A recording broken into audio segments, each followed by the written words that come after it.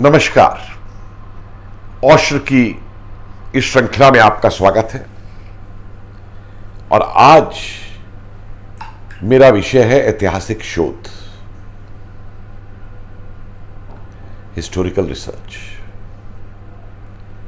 और यह विषय आज मैंने इसलिए उठाया कि अक्सर लोग ये संदेश भेजते रहते हैं सोशल मीडिया में, ट्विटर पे और जगहों पे कि नया इतिहास लिखिए, किताब नई लिखिए। तो पहली बात तो मैं उनको ही कहना चाहूंगा कि बहुत बहुत शुक्रिया कि आप इतने जिज्ञासु हैं कि नया इतिहास लिखा जाए। लेकिन एक चीज मैं बताना चाहता हूं कि इतिहास कहीं भानुमति के भंडारे में नहीं पड़ा है कि आप उस भंडारे में से उसको निकाल करके और लिख के और जनता के सामने डाल दें। ऐतिहासिक लेखन एक बहुत ही कठिन प्रक्रिया है और एक अंतहीन प्रक्रिया है, क्योंकि नए नए स्रोत आते रहते हैं, नए सोर्सेस कुछ पुरानी धारणाओं को बदलते हैं, कुछ नया प्रकाश पड़ता है। तो इसलिए ऐतिहासिक शोध क्या है और इतिहास किस तरीके से लिखा जाता है या किस तरीके से लिखा जाना चाहिए, ये आम आदमी के लिए भी जानना बहुत जरूरी है, जो कि जिसने ऐतिहासिक शोध नहीं की है। क्योंकि इतिहास एक ऐसा विषय है जिस पे कोई भी जो जिसकी मर्जी आए बोल जाता है। हम पान की दुकान पे खड़े होंगे, वहां एक इतिहास सुनने को मिल जाएगा। हम नाई पे बाल कटाने जाएंगे, वहां एक अपना इतिहास सुनने को मिल जाएगा। किसी राजनीतिज्ञ से मिलेंगे, वो एक अपनी व्याख्या इतिहास की शुरू कर देगा। लेकिन इतिहास जो है वो तथ्यों पर आधारित होता है। और इसके साथ साथ एक बात और समझ लीजिए कि इतिहास की आवश्यकता क्यों है। कई बार ये लोग कह देंगे, अरे भाई ये गड़े मुर्दे क्यों उखाड़ते हो, अब इनका क्या फायदा, अब तो आगे की सोचो। देखिए, इतिहास केवल पाश्चात्य का अध्ययन ही नहीं है। इतिहास हमको ये बताता है कि मानव जाति का, मानवता का आज तक जो संपूर्ण विकास हुआ है वो किन प्रक्रियाओं से गुजरा है। उन प्रक्रियाओं के अंदर अच्छी बातें भी हुई हैं, गलत बातें भी हुई हैं। और जब तक हम उन प्रक्रियाओं का अवलोकन करके उनसे सीख नहीं लेंगे कि क्या चीज सही थी, क्या चीज गलत थी, गलत थी तो गलत क्यों हुई, उसको कैसे ठीक किया जा सकता है। तो आज जिस हम वर्तमान में है, पाश्चात्य के उस इतिहास की वर्तमान के सामने रख के तुलना करके, समीक्षा करके, तब हम अपनी आगे की भविष्य की योजना बनाते हैं। और एक बात समझ लीजिए कि इतिहास को कहा जाता है मदर ऑफ ऑल सब्जेक्ट्स, कि सब विषयों की इतिहास मां है। क्यों? वैज्ञानिक विषयों का अपना एक इतिहास है। आप चिकित्सा में जाएंगे तो चिकित्सा विज्ञान का अपना एक इतिहास है। स्पेस में जाएंगे तो स्पेस का अपना एक इतिहास है। आईटी में जाएंगे तो आईटी का अपना एक इतिहास है। राजनीति का अपना एक इतिहास है, युद्धों का अपना एक इतिहास है, संस्कृति का अपना एक इतिहास है, त्योहारों का अपना एक इतिहास है। तो इसलिए उस इतिहास से सीख लेना और उसमें सत्यता को सामने लाना कि वास्तविकता क्या थी। क्योंकि हुआ यह इतिहास लेखन के अंदर कि अक्सर तथ्यों को एक तरफ करके, वास्तविकताओं को एक तरफ करके, अपनी विचारधारा को जो अच्छा लगता है, जिससे अपनी विचारधारा को फायदा हो सकता है, राजनीतिक दलों ने उस इतिहास को लिखवाने का निरंतर प्रयास किया है। दसियों बातें देख के मैं ये उदाहरण आपको दे सकता हूं, लेकिन पहला उदाहरण मैं आपको देता हूं औपनिवेशिक शासकों का, अंग्रेजों का। जब भारत में आए और भारत को जीतकर उस पर कब्जा करना चाहते थे, तो उनकी समझ में एक बात आ गई थी कि यहां उनका संघर्ष जो है वो कोई कबीले, जंगली जातियों से नहीं है। यहां उनका एक संघर्ष एक ऐसी सभ्यता से है जो हजारों वर्ष प्राचीन है और जिस संस्कृति के अपने पहलू है, और वो आज एक जीती जागती संस्कृति है। तो जब तक वो उस संस्कृति को खत्म नहीं करेंगे, उसके इतिहास को खत्म नहीं करेंगे, तब तक वो यहां पे अपना राज नहीं बना पाएंगे। तो नतीजा उन्होंने शुरू किया कि हर चीज भारतीय इतिहास की जो है वो मिथक बतानी शुरू कर दी। जो उन्हें सूट करती थी वो सही है, नहीं तो बांटने के लिए आर्य बाहर से आए, द्रविड़ आर्य का झगड़ा करवा दिया। भारत नाम की कोई चीज ही नहीं थी। आप देखिए ना, स्ट्रेसी आकर के कहते हैं कि भारत नाम की कोई चीज, देश ही नहीं है। अरे भाई, भारत नाम का कोई देश नहीं है तो वास्को डी गामा कौन से देश का रास्ता ढूंढ रहा था? वो जमूरिन का थोड़ा रास्ता ढूंढ रहा था। वो कोलंबस किसका रास्ता ढूंढ रहा था पागल होकर के? और फिर आपने अपनी कंपनियों के नाम ईस्ट इंडिया कंपनी क्यों रखे? और यही नहीं, इंग्लैंड का राजा या रानी अपने आप को क्वीन ऑफ इंडियन एम्पायर बताते थे, किंग ऑफ इंडियन एम्पायर बताते थे। छोड़िए, वो एक अलग विषय है। लेकिन क्यों इतिहास का सत्यानाश किया गया, उसका एक कारण मैंने आपको बताया। उसके पीछे थे औपनिवेशिक स्वार्थ, उसके बाद आए राजनीतिक स्वार्थ। कार्ल मार्क्स साहब, जो भी उन्होंने हिंदुस्तान के बारे में लिखा, वो सारा अंग्रेजी अफसरों ने जो इतिहास हिंदुस्तान का लिखा था उसके आधार पर लिखा, और यह तक कह दिया कि हिंदुस्तान का तो कोई इतिहास ही नहीं है, इनका इतिहास तो सिर्फ आक्रांताओं का इतिहास है। और न जाने क्या क्या कि इतने असभ्य हैं कि ये बंदर की पूजा करते हैं, गाय की पूजा करते हैं, दुनिया भर की चीजें उन्होंने अपने 1853 के लेखों के अंदर में भारत के बारे में कही। और नतीजा ये है कि आज भी कई जो अपने ये मार्क्सवादी है, ये उन्हीं परंपराओं में चलते हैं, उन्हीं धारणाओं पे चलते हैं। कि उसकी वजह है क्योंकि इनका उद्देश्य देश तो है नहीं, देश राष्ट्रवाद इनके लिए ये तो बुर्जुआ धारणाएं हैं। इनका उद्देश्य तो सर्वहारा की डिक्टेटरशिप स्थापित करना है। तो अपने स्वार्थ के हिसाब से ये इतिहास को आसानी से तोड़ते मरोड़ते रहते हैं। और वो केवल ऐतिहासिक परिप्रेक्ष्य में नहीं, वर्तमान परिप्रेक्ष्य में भी जो होता है। एक उदाहरण आपको देता हूं। चीन अपने आप को एक साम्यवादी देश कहता है, और हमारे भारत के कम्युनिस्ट जो है उसकी वाह-वाह करते हैं, उसका गुणगान करते हैं, उसके साथ खड़े होते हैं। और वो एक ऐसा देश है जहां पे नागरिकों को कोई भी अधिकार नहीं है, जहां नागरिकों को कोई भी स्वतंत्रता नहीं है, कोई वहां पे मानव अधिकार नहीं है। और साम्यवादी कहने वाला वो देश आज दुनिया का सबसे बड़ा पूंजीपति ही नहीं, महाजन बन के खड़ा हुआ है, जो दुनिया को, देशों को पैसा ऋण पे देके और उन्हें ब्लैकमेल करता है। और इसके साथ साथ दुनिया में सबसे ज्यादा विस्तारवादी अगर नीति किसी ने अपनाई तो इस साम्यवादी देश ने अपनाई। लेकिन हमारे कम्युनिस्ट अपनी विचारधारा, क्योंकि उनकी कम्युनिस्ट है, तो उसके हिसाब से तो चीन के गुणगान करेंगे। और आप जानते हैं कि 62 तक में उन्होंने जो है चीन को भारत पे आक्रांता मानने से मना कर दिया था। यही नहीं किया था, खुद उनके मेंबर पार्लियामेंट और नेता वो अच्युत पटवर्धन वगैरह जब उन्होंने कहा कि हम भारतीय सैनिकों के लिए खून दान देंगे, रक्तदान करेंगे, तो उन्हें पार्टी से निकाल दिया था। तो ये एक दूसरा तरीका है। और इन लोगों ने औपनिवेशवाद का लिखा हुआ जो इतिहास है उसकी कई धारणाओं को इन्होंने आगे बढ़ाया।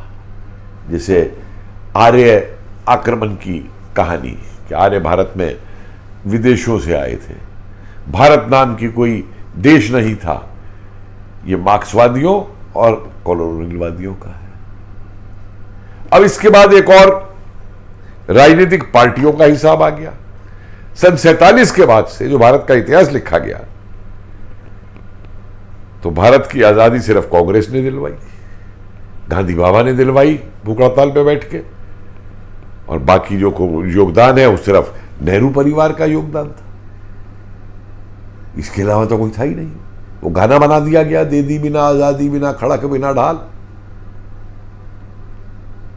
और आप इतिहास पे फिर जब दृष्टि डालेंगे तो आप खुद इस निर्णय पे आएंगे कि ये गाना हमारे उन क्रांतिकारियों का, हमारे उन देशभक्तों का कितना बड़ा अपमान है जिन्होंने अंग्रेजों से लड़ते हुए जंग के अंदर अपनी जान दी, चाहे वो 1857 हो और चाहे वो आजाद हिंद फौज हो नेताजी सुभाष चंद्र बोस की। लेकिन उनको तो आप, ये कांग्रेस रिजीम ने सन 72 तक आजाद हिंद फौज के बहादुरों को स्वतंत्रता सेनानी तक नहीं माना था। लेकिन जब इतिहास निकल के आता है सामने, एक बात मैं यहां और बताऊंगा आपको कि इतिहास को दबाया जा सकता है, तोड़ा मरोड़ा जा सकता है, डिस्टॉर्ट किया जा सकता है, लेकिन इतिहास का कत्ल नहीं किया जा सकता। और जब इतिहास बोलता है, पूरी आवाज के साथ बोलता है, और आज बोल रहा है। तो साथियों, और विशेष तौर से मेरी युवा पीढ़ी, मेरा आपसे एक निवेदन है कि जब भी आप इतिहास की बात करते हैं, हियर से पे मत जाइए, किसी के कहने पे मत जाइए। मैं चाहूंगा आप में से हर कोई शोध कर सकता है, अपने मोहल्ले से ही शुरू कर लीजिए। भाई, इतिहास केवल खाली लड़ाइयों का इतिहास या राजनेताओं का इतिहास नहीं है। जरा शोध करिए, आपका मोहल्ला कब बना था, कौन कौन लोग आपके मोहल्ले में रहे, कितने लोग आपके मोहल्ले से सेना में गए, कितने लोग किस सेवा में गए, क्या रहा आपके मोहल्ले के लोगों का योगदान। यही अपने आप में एक इतिहास समेट करके आपका सामने ले आएगा। विदेशों में हुआ ये, कुछ जगहों पे इसे पब्लिक हिस्ट्रीज कहा गया।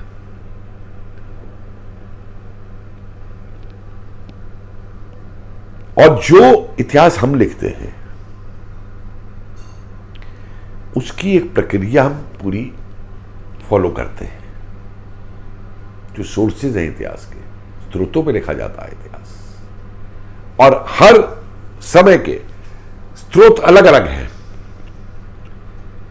अगर प्राचीन भारत का इतिहास आपने लिखना है तो आप शिलालेख देखेंगे, उसके सिक्के देखेंगे, उस जमाने की मूर्तियां देखेंगी, उस समय की कलाओं को देखेंगे, या प्राचीन ग्रंथों को देखेंगे, चाहे वो संस्कृत के हो, पाली में हो, बौद्ध धर्म के हो, या जैन धर्म के हो ग्रंथ हो,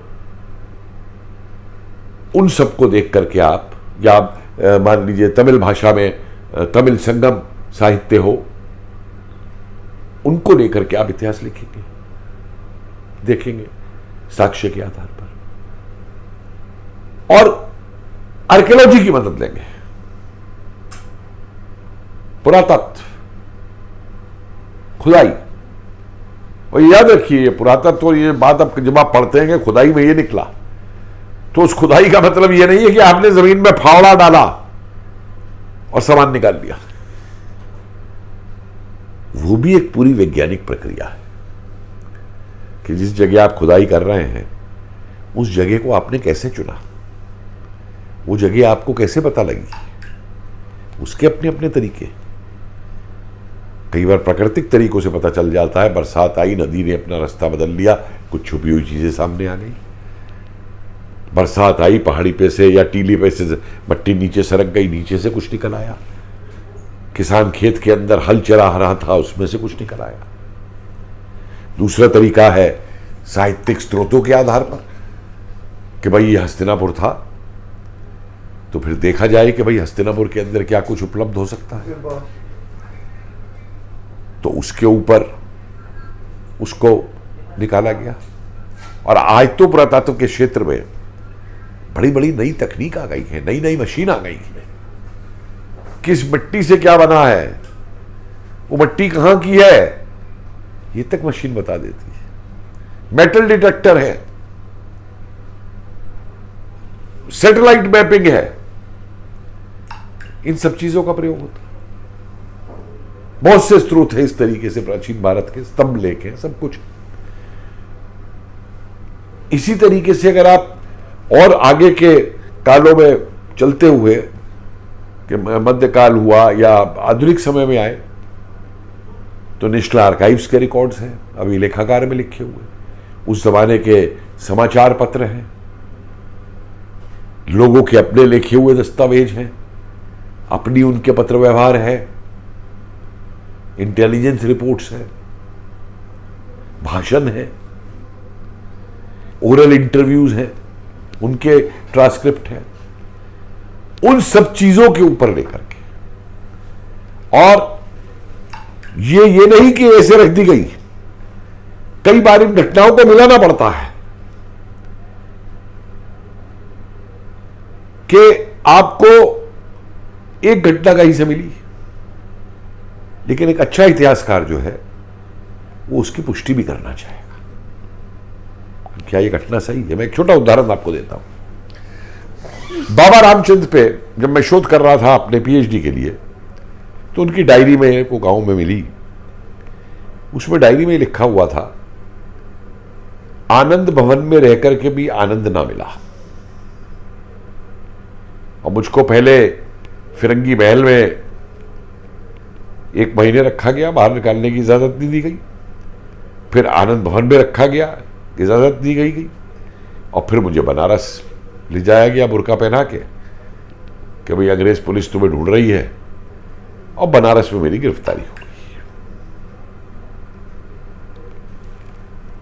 हमने सोचा ये कहां तक सही है भाई, तो और शोध की, तो लखनऊ के आर्काइव्स में 3 टेलीग्राम मिल गई, गांधी और मौलाना बारी के बीच की। अब्दुल बारी गांधी को टेलीग्राम दे रहे हैं कि बाबा रामचंद्र मेरे पास है, इसका क्या करूं। गांधी कह रहे हैं इन्हें किसी भी कीमत पे बाहर न जाने दिया जाए। तो पुष्टि हो गई कि अब जो बाबा रामचंद्र लिख रहा है वो सही लिख रहा था। उसके बाद में जब बाबा रामचंद्र गिरफ्तार हो जाता है बनारस में, तो जवाहरलाल नेहरू इलाहाबाद में एक वक्तव्य देते हैं कि वो तो 1 महीने से हमारे पास आनंद भवन में था, वो तो खतरनाक आदमी नहीं है। तो ये भी पुष्टि हो गई कि वो आनंद भवन में था। तो इस तरीके से तारों को जोड़ा जाता है इतिहास के अंदर। एक और छोटा सा उदाहरण मैं आपको देता हूं। एक दस्तावेज नेताजी सुभाष चंद्र बोस ने काबुल से जर्मनी जाने से पहले लिखा था, और भारत में अपने साथियों को भेजने के लिए कुतरौनी को, जो कि इटली का एम्बेसडर था वहाँ पे काबुल में, उसको दिया था। लेकिन वो किन्हीं कारणोंवश वो कागज़ उस समय हिंदुस्तान नहीं आ पाया।